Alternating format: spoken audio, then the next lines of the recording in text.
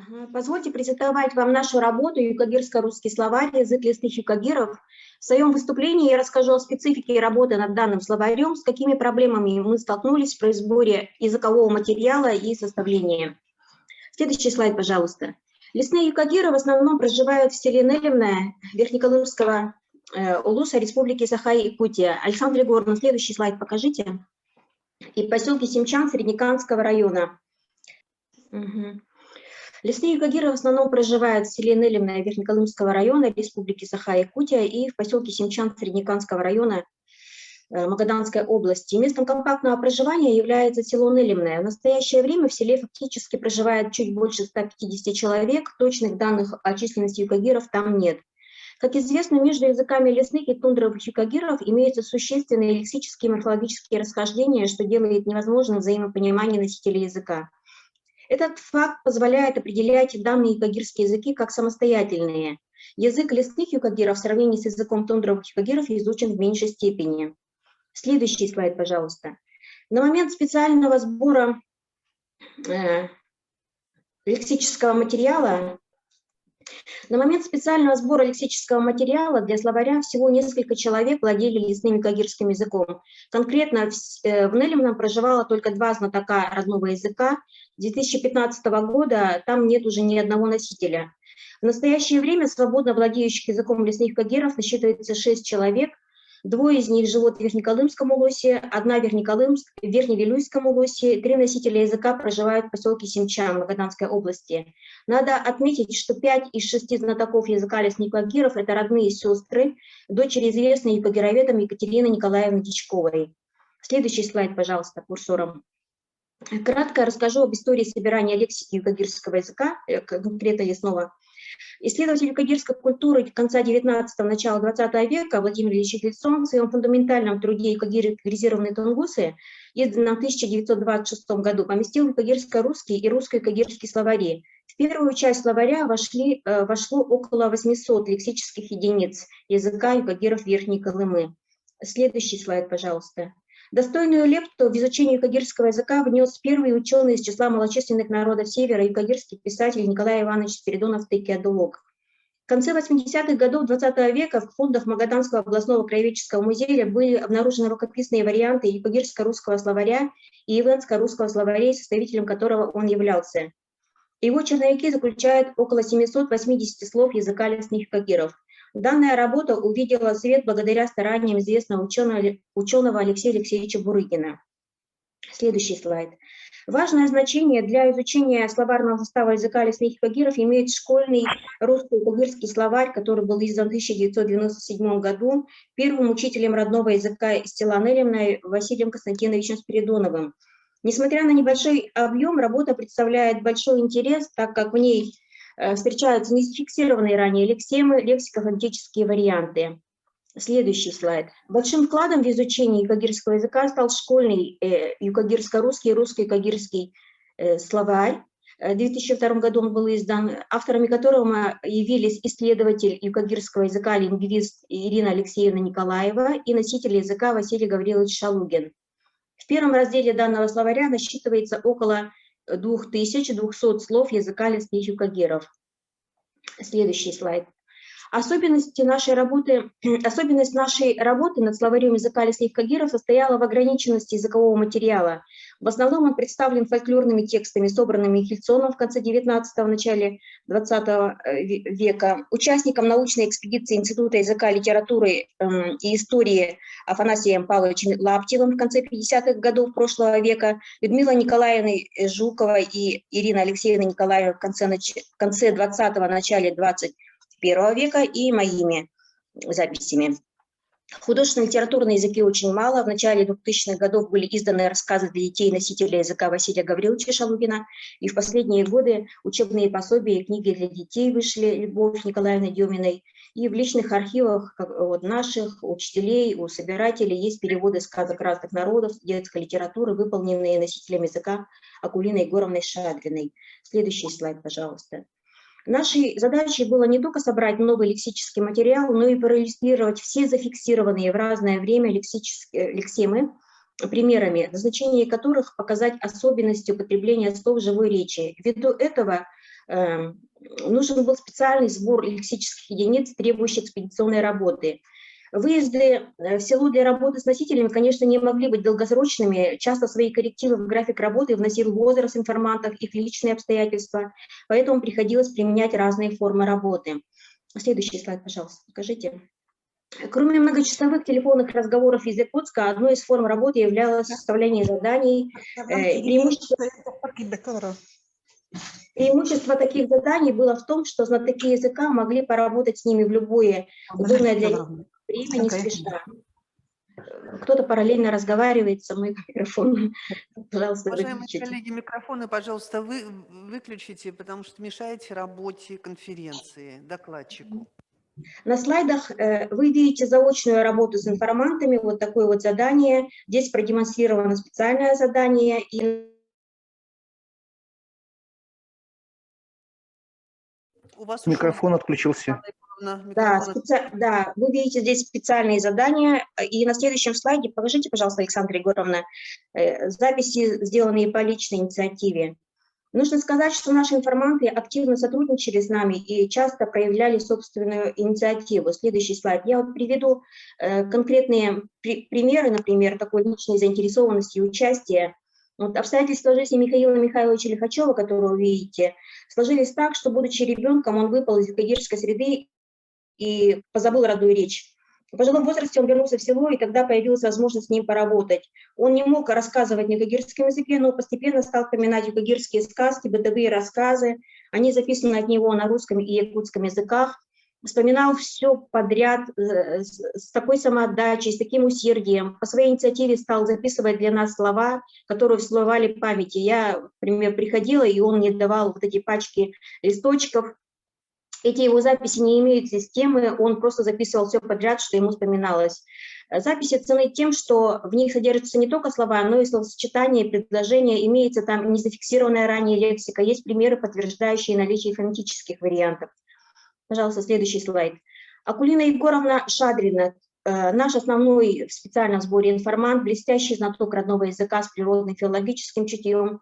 Она глубоко анализировала слова, уточняла их значения и оттенки, вспоминала всевозможные формы, просила дать домашние задания, чтобы она могла думать о тех или иных словах. Бывало, что вдруг, вспомнив какое-то юкагирское слово, она звонила и говорила: записывай, пока я не забыла. Записать сама она не могла, так как была незрячей, но всегда желала работать, часто невзирая на плохое самочувствие. Следующий слайд, пожалуйста. Продолжает ответственно, добросовестно работать с нами Любовь Николаевна Дюмина, щедро делясь своими знаниями. Таким образом, значительное место в словаре в силу специфики работы занимает лексика, которая отсутствует в фольклорных публикациях. Она была выявлена в результате кропотливой работы с носителями языка лесных юкагиров. Следующий слайд, пожалуйста. В процессе сбора были записаны сотни нигде не зафиксированных ранее слов юкагирского языка и устойчивые сочетания, которых нет фольклорных источников. Уточнялись и дополнялись значения слов из изданных словарей, подбирались фразовые примеры к ним. К сожалению, в словаре есть некоторое количество слов без примеров, они извлечены из различных источников и записаны в свое время от носителей языка, которых нет живых. А наши информанты или не слышали таких слов, или не смогли определить их точное значение, но тем не менее мы их ввели в словарь. Следующий слайд, пожалуйста. Вот кратко очень расскажу о проблемах, с которыми мы столкнулись при подготовке издания словаря. Язык не изученный. Вот часть трудностей была связана с лексемами, которые отражают особые языковые явления, которые нужно было представить ввиду их широкой употребительности, чтобы это было, но так, чтобы это было понятно читателю. Например, к таким словам относятся двухкомпонентные слова, существительный и глагол, которые мы вот дали. Вот первое стоит существительное с нулевым окончанием. Они имеют, конечно, буквальный перевод, но переводится, по смыслу выражает одно значение: думать, например, печалиться и так далее. Но многие, наверное, слышали, что в юкагирском языке одной из особенностей юкагирского языка является наличие логического ударения, которое передается с помощью специальных показателей. В югагирском языке очень важно знать, кто именно сделал, что именно сделал. И эта точная информация выражается при помощи показателей у существительных, выступающих в качестве объекта или субъекта сообщения, а также глаголов при них. Вот, например, на этом слайде вы видите вот статью с сочетанием «он me эреш», «думать», «задуматься», да? Вот в первом лице можно сказать «я задумался», «мэт он me эреш», и можно сказать «мэт он me эреш me». Вот с точки зрения носителя языка там присутствует во втором примере фокус. И вот как вот эти примеры мы все показали, чтобы люди могли понимать, что первое слово, оно не является неизменным, оно будет меняться в зависимости от логического ударения, от лица и так далее. Следующий слайд, пожалуйста. Проблему с выделениями основы и, соответственно, представление таких слов в словаре составила группа глаголов, которые при спряжении характеризуются рядом чередований на конце основы. Языковые материалы показывают, что наличие первоначальных чередований обусловили у таких слов дальнейшее развитие, что привело к сосуществованию одних и тех же форм, но фонетически различных, то есть они образовывались уже от основ, которые уже имеют чередование, и, например, такие формы супина нугдин и нуктин, это найти, например, есть еду, да, лейдин и лектин, нанизывать ноудин и нохтин, например, в третьем лице, например, они нанизали, можно сказать, нонга и ногинга и так далее. Следующий слайд, пожалуйста. Тоже вот, следующий слайд, ага.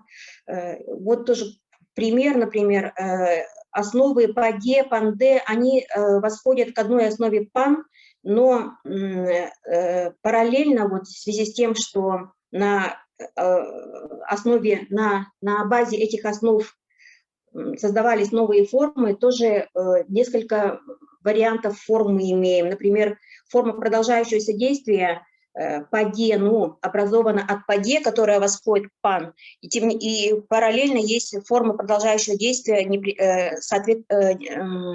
форма продолжающего действия непосредственно от главной основы, это пан. То есть и панну есть, что делать там, варить, да, и паде, ну, вот варить то же самое есть. И все это надо было как-то показать. Следующий, пожалуйста, слайд. Слова с разными формами. Вот есть примеры, где от одной и той же глагольной основы представлены фонетически разные формы, причем записаны не от одного и того же информанта. Например, вот формы продолжающиеся действия алкуделу-дуну, алкуделу-дену, абудану, абудуну. Здесь либо есть какая-то ошибка, хотя это может быть маловероятно. Время фиксации было разное, информанты на практике уже не использовали язык, так как не с кем было разговаривать. Либо такая вариация допустима. Мы тоже это все показали в словаре, потому что, ну, кто, если не мы, это продемонстрирует, и это будет почвой для пищи, для размышления лингвистам, исследователям языка. Столкнулись, следующий слайд, с таким явлением, как эпентеза, вставки звуков. Кстати, вставки или, наоборот, сокращение звуков тоже интересное явление в югагирском языке.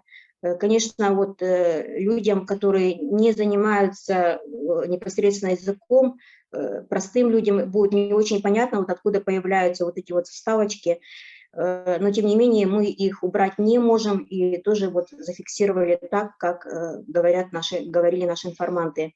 Встретились нам морфологические варианты, которые утратили словообразовательные связи. Мы их дали как и фонетические варианты через тильду. Например, где хадунга, и можно сказать хон, куда ханиде и хайде, можно сказать. И еще один слайд, следующий. Еще один такой вопрос важный возник с неразработанностью орфографических норм. Вот вы видите, что эти фонемы противопоставлены, но сейчас в условиях малочисленности носителей, отсутствием языковой среды, уходом носителей трудно установить произношение, соответственно, написание тех или иных слов. Возможно, потребуется усовершенствование алфавита. Вот мы, например, столкнулись с такой проблемой, как вот долготы, то есть либо это долгие, либо это длинные звуки и так далее. Следующий слайд, последний. Ну, несмотря на достаточно серьезные проблемы, появившиеся при подготовке словаря к изданию, словарь издан, он заключает около 6000 слов.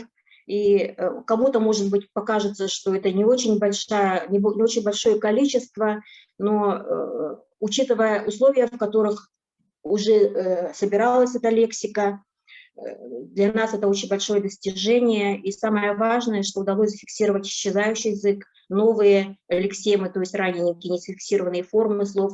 Была проведена работа не просто по составлению словаря, а по восстановлению словарного фонда. И прошел небольшой срок после выхода словаря, но мы и сейчас, работая с носителями, продолжаем выявлять незарегистрированную ранее лексику. Мы глубоко признательны ответственному редактору Алексею Алексеевичу Бурыкину, безвременно ушедшему, за его поддержку, внимательность, готовность помочь, за ценные советы выделения заимствованных слов. Искренне благодарим наших рецензентов Тамару Егоровну Андрееву, Маргариту Петровну Лукину, Николая Сергеевича Уртигешева. И слова особой благодарности приносим нашим любимым родителям Анне Ивановне и Егору Егоровичу за всемирную поддержку. Им мы посвятили наш труд.